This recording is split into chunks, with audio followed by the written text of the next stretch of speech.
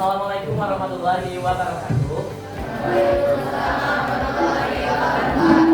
Selamat pagi semuanya. Perkenalkan, kami dari kelompok 3 yang beranggotakan saya sendiri, Jamal Ayuba, selaku moderator pada kesempatan hari ini, dan juga beranggotakan rekan saya yang akan menyajikan materi yang sudah kita pelajari sebelumnya. Yang pertama ada Fatih, Kasih Purnama, lalu ada Nabila, Mutia, dan juga Stefi.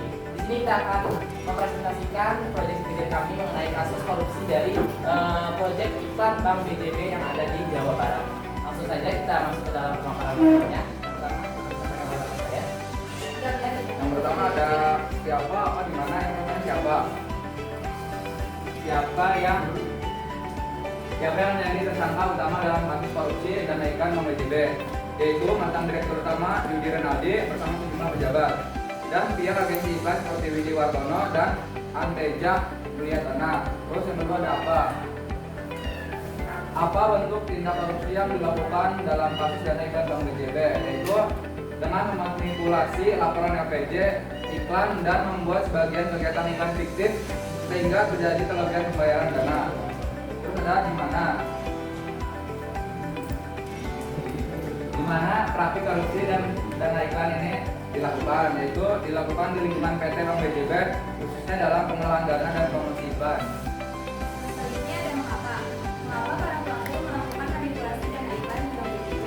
Jawabannya, para pelaku melakukan manipulasi agar dapat menggunakan dana di luar anggaran resmi atau non-budgetan, termasuk untuk kegiatan pribadi seperti acara ulang tahun.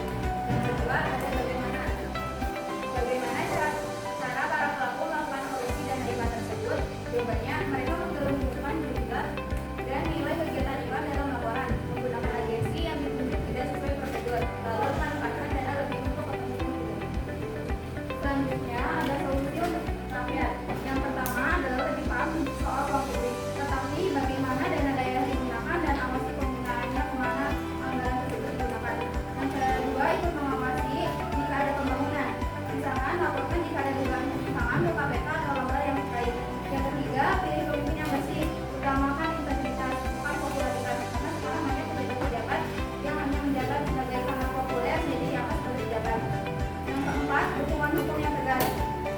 Beri dukungan pada aparat penegak hukum agar mereka tidak mempunyai tekanan, karena banyak yang di Indonesia itu banyak yang menolak para penegak hukum agar tidak diberi hukuman kepada yang kasus korupsi. Lalu ada solusi untuk pemerintah. Nah, yang pertama itu ada perkuat pengawasan keuangan, gunakan sistem digital dan pemeriksaan umum, pemeriksaan rutin agar uang tidak disalahgunakan. Nah, yang kedua itu ada terapkan transparansi, buat penggunaan dana terbuka untuk umum agar masyarakat tetap bisa memantau. Yang ketiga itu ada perbaiki manajemen BUMD, isi jabatan penting dengan orang yang profesional dan jujur. Nah, yang keempat itu ada gunakan uang terbuka, hindari penunjukan langsung dalam pengadaan barang dan jasa. Terus yang kelima itu ada menegakkan hukum tanpa pandang bulu, beri hukuman tegas agar menimbulkan efek yang jelas. Nah, untuk selanjutnya ada pelanggaran sila beberapa. Jadi kasus korupsi ini tentunya akan melanggar sila yang kelima, yaitu keadilan sosial bagi seluruh rakyat Indonesia. Karena dengan adanya korupsi ini, dana yang harusnya untuk umum jadinya untuk kegunaan pribadi. Nah, selain itu, karena adanya ketidakadilan ini, maka selain sila kelima, sila kedua pun akan terlanggar, seperti sila 2 yang berbunyi kemanusiaan yang adil dan beradab. Karena kasus korupsi ini tentunya untuk para pejabat dan yang mengkorupsinya akan tidak berkemanusiaan atau tidak beradab dan tidak adanya keadilan dalam negara ini. Cukup sekian. Oke, selanjutnya adalah simpulan dari kasus yang kami bawa, di mana dari total anggaran 409 miliar rupiah itu untuk kegiatan promosi dan periklanan pada periode 2021 sampai dengan 2023 itu sekitar 222 miliar rupiah terbukti fiktif, di mana dana tersebut diselewengkan melalui pemanipulasian laporan pertanggungjawaban atau LPJ dan dipakai untuk kegiatan-kegiatan non anggaran, termasuk acara-acara internal seperti itu. Oke, mungkin materi yang kita sampaikan hanya segitu. Selanjutnya kami membuka sesi tanya jawab untuk rekan-rekan yang sebenarnya masih menerima kami. Boleh untuk memperkenalkan diri. Perkenalkan, nama saya Feli, perwakilan dari kelompok 4. Izin bertanya untuk kelompok 3. Pertanyaannya, mengapa korupsi masih menjadi masalah serius di Indonesia, dan apa dampak korupsi terhadap perekonomian masyarakat dan negara. Terima kasih.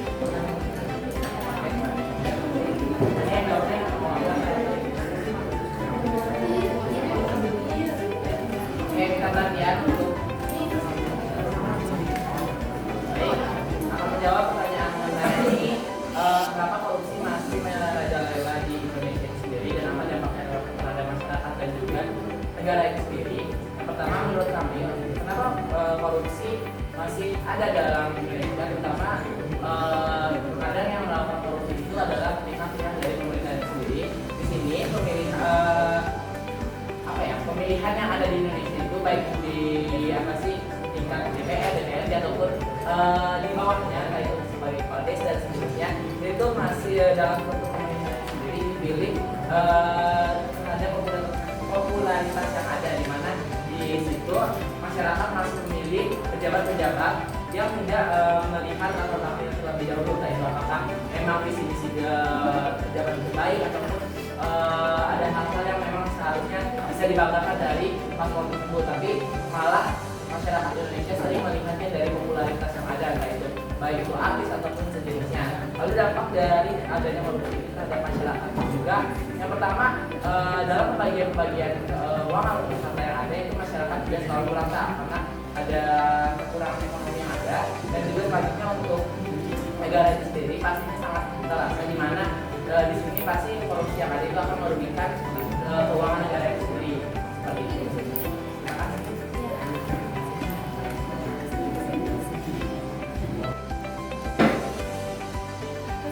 Pesan dari pembuatan proyek Ibidek ini menurut kita, yang pertama kita jadi tahu kasus-kasus korupsi yang memang masih banyak di Indonesia yang belum diatasi. Terus banyak juga kendalanya dari proyek ini. Yang pertama, kita susah cari chat pelakunya, akhirnya kita nggak jadi chat penjaranya. Terus buat nempelin si yang atas ini sama bawah sama alasnya itu nggak bisa, jadi kita jangan paksa dipegangin dari tadi guys. Terus atasnya juga ini kalau mau dipegangin jadinya kayak gini, sopan ya, sopan belum pegang masih belum, jadi ini juga harus dipegangin biar tegak. Terus pesannya